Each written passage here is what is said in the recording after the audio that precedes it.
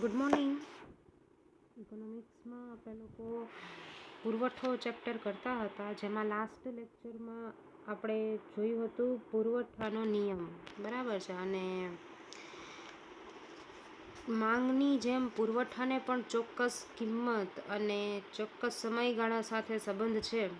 તેથી અન્ય પરિબળો યથાવત રહે તો વસ્તુની કિંમતમાં વધારો થતાં તેના પુરવઠાનું વિસ્તરણ થાય છે, અને વસ્તુની કિંમત ઘટતા પુરવઠાનું સંકોચન થાય છે.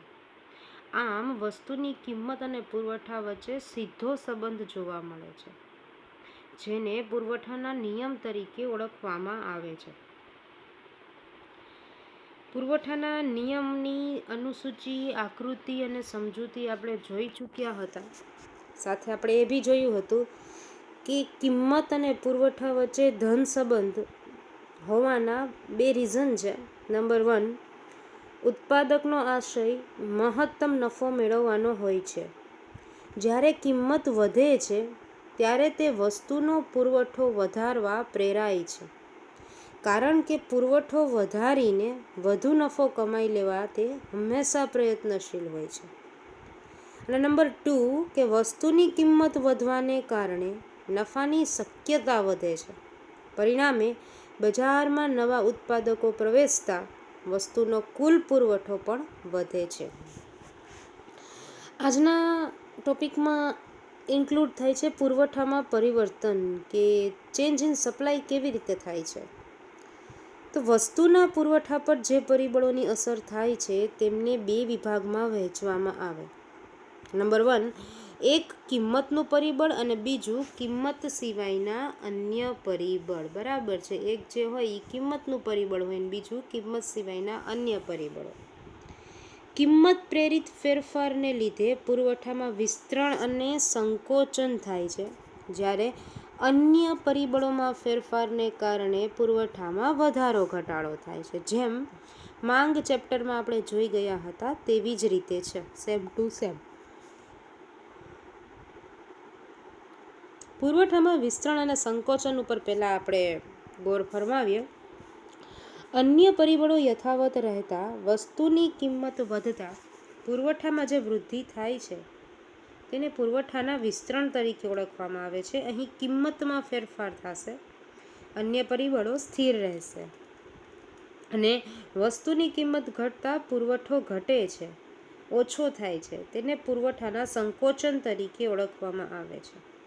હવે અન્ય પરિબળોમાં કોનો સમાવેશ થાય? તો કે ઉત્પાદનના સાધનોનો ભાવ, ઉત્પાદનના ખર્ચ, પગાર છે, કાચો માલ લેવાનો છે, જમીન મકાન માટે ભાડા ચૂકવવાના છે, એ બધા વગેરે ઉત્પાદનને લગતા ખર્ચા છે. ઉત્પાદન પદ્ધતિ, અન્ય વસ્તુના ભાવ, ભવિષ્યના ભાવોની અટકળ, કે ફ્યુચરમાં શું પ્રાઇસ લેવલ જવાનું છે, ગવર્મેન્ટની નીતિ શું છે, અને પેઢીઓની સંખ્યા જે છે એ વધતી પણ નથી અને ઘટતી પણ નથી, म्हणजे સ્થિર રહે છે. અને માત્ર જે વસ્તુનો વિચાર કરીએ છીએ તેની કિંમતમાં ફેરફાર થાય છે ત્યારે તે વસ્તુના પુરવઠા પર અસર કરે છે. આપણને અનુસૂચિમાં સફરજનની કિંમત આપેલી છે, બરાબર છે, કે સફરજનની કિંમત કિગ્રા દીઠ અને સફરજનનો પુરવઠો કિગ્રામાં. એક અક્ષ ઉપર હંમેશા પુરવઠો, વાય અક્ષ ઉપર એની કિંમત. 50 રૂપિયા જ્યારે કિંમત છે ત્યારે એનો પુરવઠો 200 રૂપિયાનો છે, એટલે 200 કિગ્રાનો છે. જ્યારે એ જ કિંમત 60 રૂપિયા થાય ત્યારે પુરવઠો વધી જાય, કારણ કે સીધો સંબંધ. 70 થાય ત્યારે 600, 80 થાય ત્યારે 800, અને છેલ્લે જ્યારે 90 થાય ત્યારે 1000નો થાય છે. મતલબ પુરવઠામાં વધારો શક્ય છે જો કિંમતમાં વધારો થાય તો.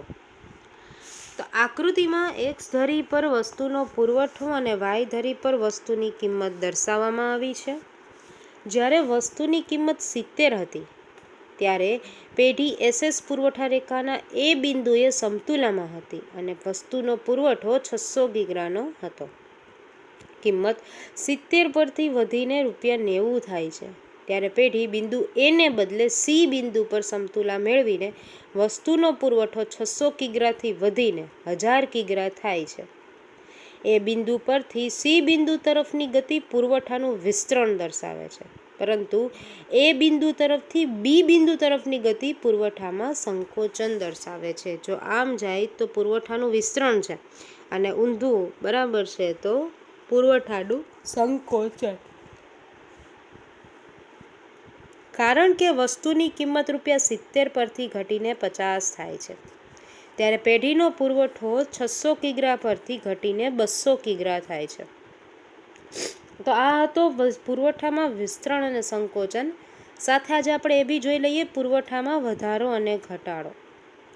કિંમત સિવાયના અન્ય પરિબળોમાંથી કોઈ પણ એક અથવા એક કરતાં વધુ પરિબળોમાં ફેરફાર થવાથી વસ્તુના પુરવઠામાં જે પરિવર્તન આવે ને તેને પુરવઠામાં વધારો ઘટાડો કહેવાય. હવે અહીં શું સ્થિર રહેશે? કિંમત સ્થિર રહેશે.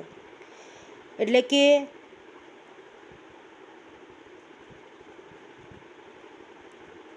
ઉત્પાદનના સાધનોના ભાવ ઘટે, ઉત્પાદન ખર્ચ ઘટે, ઉત્પાદન પદ્ધતિમાં સુધારો થાય, અન્ય વસ્તુના ભાવ ઘટે, સરકારની નીતિ પુરવઠો વધારવાની બને અને પેઢીઓની સંખ્યામાં વધારો થતો જોવા મળે, તેવા સંજોગોમાં વસ્તુની કિંમતમાં ફેરફાર જો ન થાય છતાં તેના પુરવઠામાં શું થઈ જાય છે? વધારો થતો જોવા મળે છે.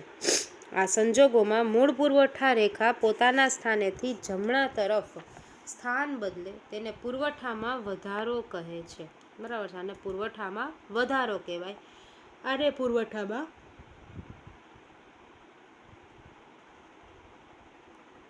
ઘટાડો કહેવાય. મતલબ વિરુદ્ધ, જો ઉત્પાદનના સાધનોની કિંમત વધે છે, ઉત્પાદન ખર્ચ વધી જાય છે, એટલે ખર્ચો વધી જાય તો સ્વાભાવિક છે ને કે પુરવઠો બહાર આવશે નહીં એટલો. બરાબર છે, વેચાવા માટેનો માલ બહાર પડશે નહીં, અન્ય વસ્તુના ભાવ વધે, સરકારની નીતિ પુરવઠો ઘટાડવાની દિશામાં હોય તેવી માન્યતા ઉત્પાદકો કે વેપારીમાં ફેલાય, તો એવા સંજોગોમાં વસ્તુની કિંમતમાં ફેરફાર ન થયો હોય છતાં પુરવઠામાં ઘટાડો થતો જોવા મળે છે. અને આ સંજોગોમાં મૂળ પુરવઠા રેખા પોતાના સ્થાનથી ડાબી તરફ સ્થાન બદલે છે, તેને પુરવઠાનો ઘટાડો કહે છે. જો આપણી પાસે એની આખી સૂચિ છે કે સફરજનની કિંમત જ્યારે ₹20 થાય ત્યારે પુરવઠો 100 એકમ, 20 જ રૂપિયા કિંમત કન્ટિન્યુ રહેશે. શું કામ ને કન્ટિન્યુ રહેશે? કારણ કે અહીં પુરવઠાનો વધારો ઘટાડો સ્પષ્ટ કરવાનો છે. મતલબ કે અહીં ₹20 કિંમત છે છતાં બી 100 એકમ છે, 200 એકમ છે, 300 એકમ છે, 400 એકમ છે, 500 એકમ છે, તે રીતે જોવા મળશે.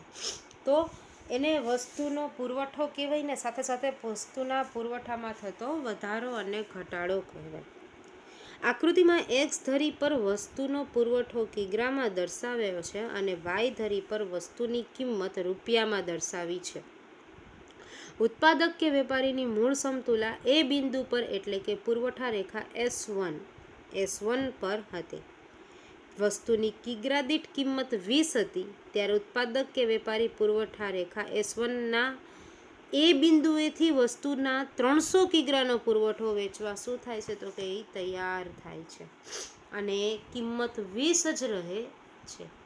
તો પુરવઠાને અસર કરતા અન્ય પરિબળો પુરવઠાની તરફેણમાં થતા વસ્તુનો પુરવઠો 300 કિગ્રા પરથી વધીને 400, 400થી વધીને 500 એમ વધતો જોવા મળે છે. અને જો પુરવઠાને અસર કરતા અન્ય પરિબળો પુરવઠાની વિરુદ્ધ દિશામાં હોય, મતલબ કે પુરવઠા માટે યોગ્ય ના હોય, તો પુરવઠો ઘટતો જોવા મળે છે.